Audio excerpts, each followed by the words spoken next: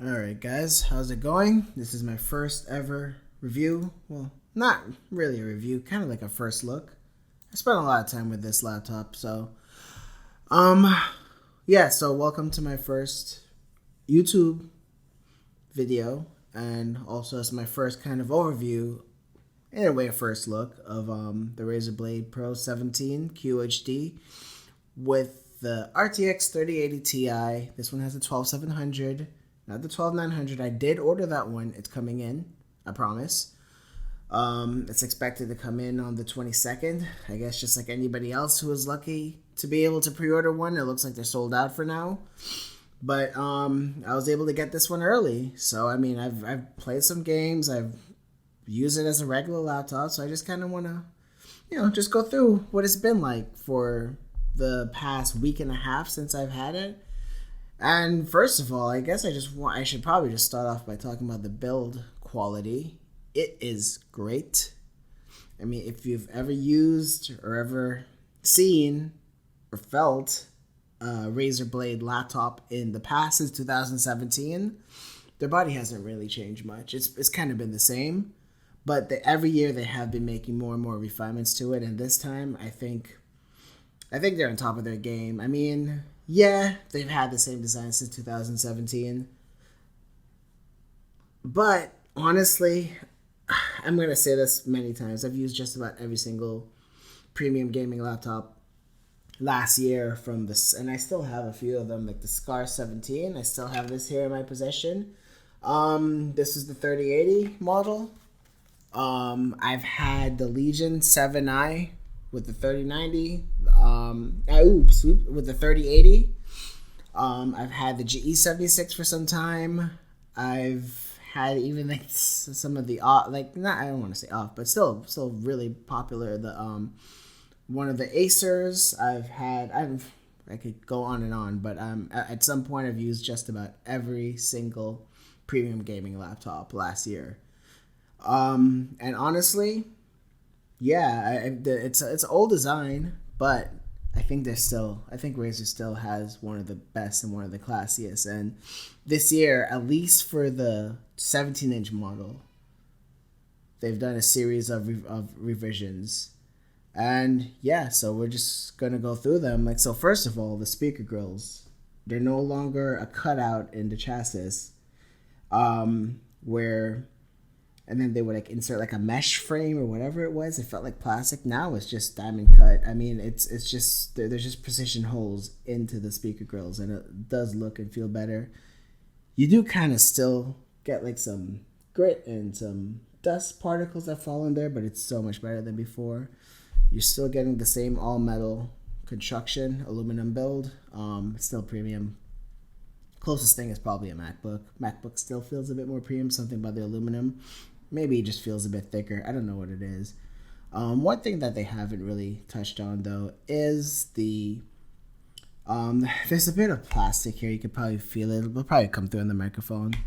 So there's a bit of plastic on the hinge that's been there since the Razer Blade 17 was introduced, and I don't remember, was it 2018? That's if you're gonna say it's an all aluminum build, it should be all aluminum, including like this little hinge area right here. You kind of notice it when you pick it up. I don't know, maybe a big deal, might not be. To me, it's not so bad. But yeah, no, the build quality is great. I don't want to spend too much more time on that, especially if you've seen or used a Razer Blade, either the 15 or the 17 in the past. Oh, one more thing I do want to mention: on the bottom, they have added some more vents, so you do get much better airflow. When we get to performance, spoiler alert, it makes a big difference, and this entire laptop finally performs the way a high-end laptop should. Finally, after years and years. So, but yeah, moving on. What else is new? Oh, the keyboard is a bit different, a bit revised. Travel, let's see if you could pick up any of the sounds. It's still pretty quiet, but there's still just not enough travel. I mean, I have gotten used to it, and the keycaps do seem a bit wider. They are better, but it's still not up there. Like, that's the Scar 15, and the GE76. Actually, the GE76 has my favorite keyboard. out of any gaming laptop. I just love the way those feel. These are good too. I mean, if this is your only laptop, it won't bother you. You'll get used to it. Or I mean, not even get used to it. If this is your only gaming laptop that you're keeping for a few years, you won't even notice it unless you're comparing it to others. But I mean, keyboards are very subjective, though. Some people love the sharper, with a little bit more actuation force necessary for the MSI keyboards. They use Steel Series, and I love the way those feel. These I feel like they actuate a bit too easily for me, and there's just not enough travel. But I mean, honestly, it's good enough. I mean, you can type all day with this, and you'll be fine. I mean, I do wish there was a numpad, but maybe you would have had to sacrifice the keyboard. Although the Scar 17 and the Scar 15 have really good speakers, because they have speakers all around. Like, I mean, some in the back, some in the front. Oh, and the S17 and the Duo from last year. They managed to pack a lot of features without having these massive speaker grills that really just take up a big portion of the chassis. I mean, I don't know. I do like finance and accounting during the day. That's like my day job. So having a numpad is important to me. But I know a lot of people don't like having numpads because it tends to set the trackpad off to the side. I mean, I do get it, to each their own, but at the end of the day, unless you need a numpad, I think this one's more than serviceable.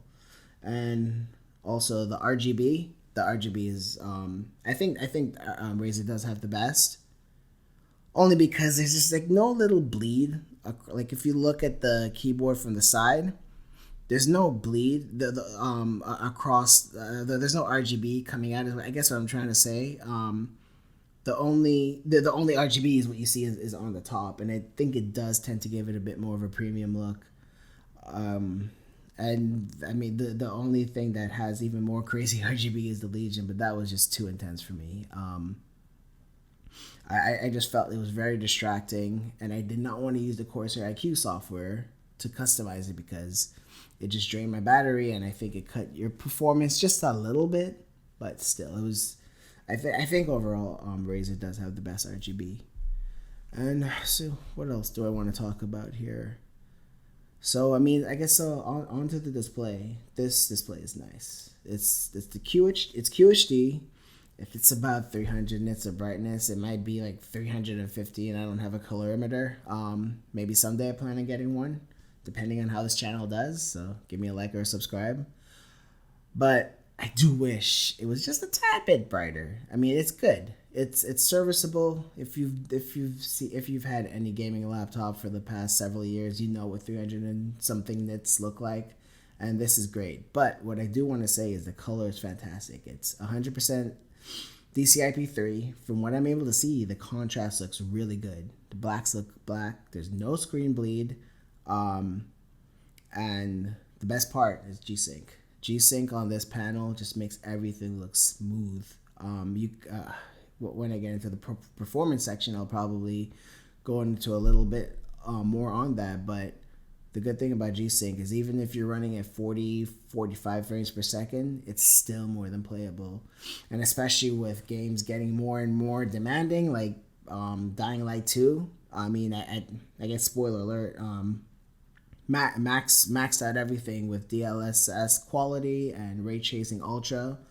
I was probably pushing like 45 to 50 FPS on average, and it ran great. I mean, yeah, with G-Sync, it's totally fine.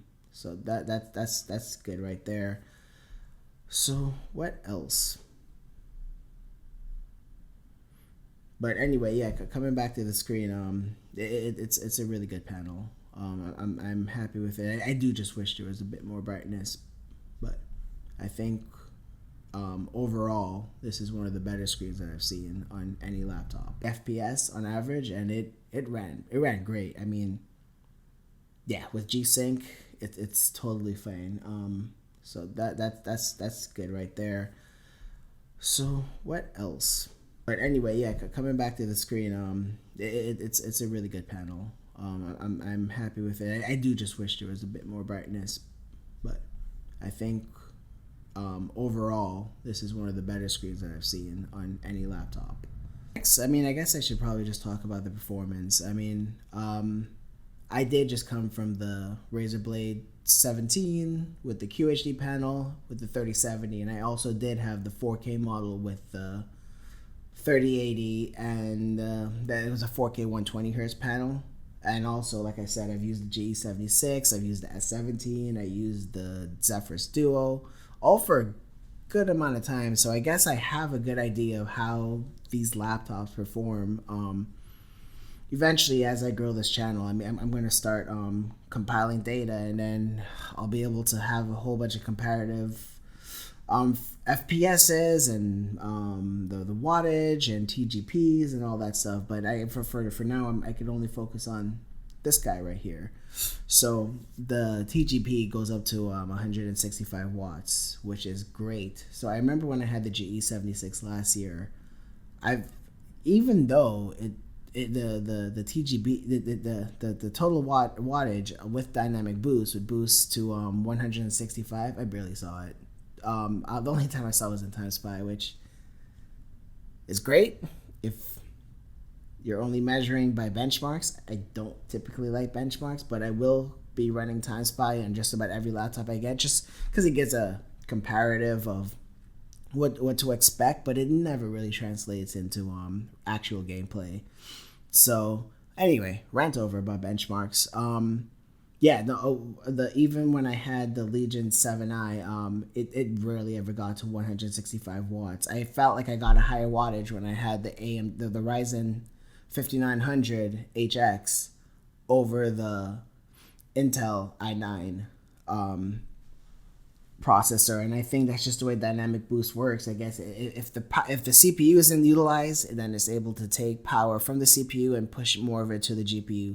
So again, rambling on again, but long story short, in just about every game, I'm seeing 150, 160 sometimes.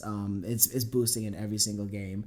The only time when it won't is if I'm playing something like Halo, where I don't really care about the Halo multiplayer, I should say. When I'm playing Halo Infinite multiplayer, I'm not too concerned about the graphics quality, so I put everything on low and I set the resolution scaler down to 50% just so I can maximize those frames. And I was getting like 215, even 220 frames per second, and I was not getting anything near like that on any of last year's laptops, whether it's the Ryzen 5900 HX or the Core i9-11980HK processor when I had the GE76. So I mean, it's really good performance. So okay, so another thing I did want to talk about is the battery. It's not bad. Not bad at all. So I will go off by saying that the previous Razer Blade 17, I believe it was like a 74 watt hour battery. I don't remember exactly, and I think now it's like an 80 or 84 watt hour battery. I don't think it's still as large as the 15-inch, which makes no sense to me. You would think that a 17-inch laptop would have a larger battery than the 15-inch Razer, but it's just the way it is. But no, overall though, the battery's been fine, not bad. I mean, before the previous Razer Blade 17s, it was unusable without a power cord, even if I was going to a different room. 2-3 hours max, even when on Optimus mode. Oh, and that's one thing I forgot to mention. This laptop does have G-Sync and Advanced Optimus. I did mention several times it has G-Sync, and I raved about it, but I did not mention that it has Advanced Optimus, which is amazing. I feel like every laptop needs to probably start having that going forward. It makes such a big difference. Just not having to restart the machine every single time. I think there's still some bugs to be worked out. I do find myself having to restart. It doesn't seem like it does the switch properly, and performance in a game where I would probably get like 180 frames per second. It goes down to 80 for whatever reason. It's not even. I was even getting even more frames when when I was on Optimus, so I just have to do a restart. I think there's some bugs I need to fix. Still with Advanced Optimus, but overall it's been pretty good. I remember when I had the Legion 7i that had Advanced Optimus, and that worked pretty well. I did notice some stutters, and you do lose a good amount of brightness when you switch from Optimus to dedicated mode. And when I had the S17, the only option was Advanced Optimus. And they were just stuttering. It just, something about it just never seemed right on the S17. That's one of the reasons why I never kept it. I mean, still a great machine, but there were some issues with the Advanced Optimus. I could never get rid of that stuttering, and something just seemed off. It's hard to put my finger on it, but Advanced Optimus does work well on this. Just once they fix with those bugs, when occasionally I would have to restart, not always. But no, it's so nice not having to restart. I know it sounds like a first world problem, but hey, every year there's tons of improvements to any system you get. So I mean, why not ask for more? I mean, not having to restart whether you want to play a game, or like, and especially for me, if I'm working and I have a whole bunch of spreadsheets open, or maybe Microsoft Word, Microsoft Outlook, and then I'm like, you know what, I want to play a game. With a traditional Mux switch, I literally have to save everything, close out of it, restart, and then get into dedicated mode. So I love the idea of Advanced Optimus. I think that's where we should be heading towards in the future. So I said I was talking about battery, right? I just went on a rant about Advanced Optimus, but it's great. I wish I spoke about it earlier when I was talking about the display, but hey, I'm glad I'm covering it now. But anyway, yeah. So just nothing scientific, but for the battery, I unplugged it around 9 a.m. in Optimus mode, and just used it. Just went on some Microsoft Office apps like Teams, etc. Did a whole bunch of YouTube, did a whole bunch of web surfing, and I think I from 9 a.m. and from what I remember, I think it cut off like around 1:30 p.m. So 9, 10, 11, 12, 1. So that's like 4.5, maybe 5 hours. The screen was still running at 240 hertz. I did not cripple that down. One thing I like about Asus laptops in the Armory Crate software, it automatically switches the refresh rate to 60 hertz, and it's a one click if you want to turn that off. It's amazing. I wish Razer and actually everybody would implement something like that, just so you could get a little bit more battery out of it. And if you don't want, there's one click to just get your full hertz even on battery mode. So I mean the battery is at least usable now. I feel like I could walk around my home. I could probably take it to a library, a coffee shop, or wherever you're taking your laptop to for a few hours, and you'll be fine. So, and I was using the brightness like around like 75%, which is necessary since the total brightness is only around 315 nits. I'm not going to do it at 25 brightness. That's just not really practical. That's not really usable. But based off of that, yeah, no, the battery served me pretty okay. So I'm not unhappy with that. The last thing I wanted to talk about are the thermals. It's quieter than previous Razers. It's quieter than from what I remember from the GE76. I don't have a decibel meter. One thing I do want to talk about is in Synapse now there's a new setting mode when you're plugged in. When you're under battery under Synapse, the only option is balance. But when you're plugged in, there's balance, there's custom, which is where you should always be when you're gaming. I just set everything to, I set the CPU to boost and I set the GPU to high. And there's a new mode called silent, which is what I'm in right now. I'm doing some extra post-processing to the mic to just to get rid of some of the background noise, so it's probably not a good representation of what you're actually hearing, but it's quiet. I mean, if they say a gust of wind is like 28 decibels, this is probably like 30, 32.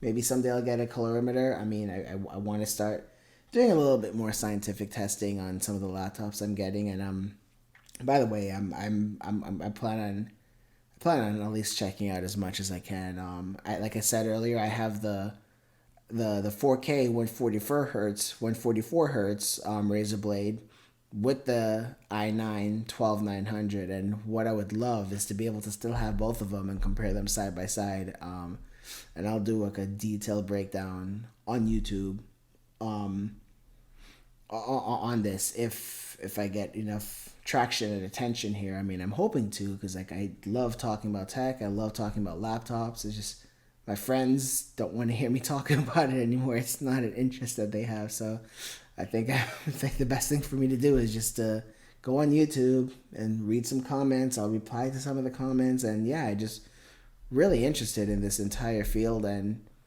just want an outlet to talk about it, which is why I've been doing this. So I don't know. I think this will do it for the first video. I mean, I'll do more, and just give me some feedback, and yeah, we'll go from there. I have no idea what I'm doing. This is my first time recording a video at all. I actually had to download and subscribe to Adobe Premiere Pro. I have no idea how to use this thing. I mean, I'm recording this on February 15th. Who knows when it'll actually make its way to YouTube, just because I have no idea how to edit a video. So I'm learning everything for the first time. I don't know how to record through a microphone. I just had to buy this microphone just based off of some reviews and just from looking online to do this. But no, but I really want to be doing this. I really yeah, I want to keep making videos, and it's not like I at some point, like, I just want this to kind of help me check out all the new tech. Like I don't plan on quitting my day job to do this full time. That's not really a goal of mine as of now. I just wanna make videos. That's all. But yeah, I mean, just leave me some comments of anything you want me to tackle in the second version of this video, because I kind of just been rambling on, and just like there hasn't been much planning to this. But yeah, let me know. We'll go from there. All right, guys. Thanks a lot.